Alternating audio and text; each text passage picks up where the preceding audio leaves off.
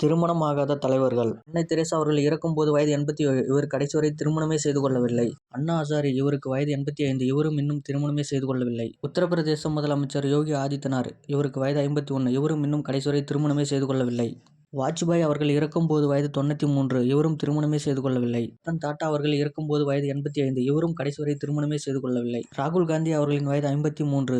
இவரும் இன்னும் திருமணமே செய்து கொள்ளவில்லை. பகத்சிங் அவர்கள் இறக்கும்போது வயது 23. இவரும் திருமணமே செய்து கொள்ளவில்லை. முத்துராமலிங்க தேவர் இறக்கும்போது வயது 55. இவரும் திருமணமே செய்து கொள்ளவில்லை. அப்துல் கலாம் அவர்கள் இறக்கும்போது வயது 83. இவரும் திருமணமே செய்து கொள்ளவில்லை. காமராஜர் அவர்கள் இறக்கும்போது வயது 72. இவரும் கடைசி வரை திருமணமே செய்து கொள்ளவில்லை.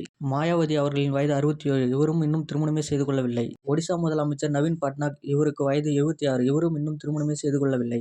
தொல் திருமாவளவன் அவர்களுக்கு வயது 61. இவரும் இன்னும் திருமணமே செய்து கொள்ளவில்லை. லதா மங்கேஷ்வர் அவர்கள் இறக்கும்போது வயது 92. இவரும் திருமணமே செய்து கொள்ளவில்லை.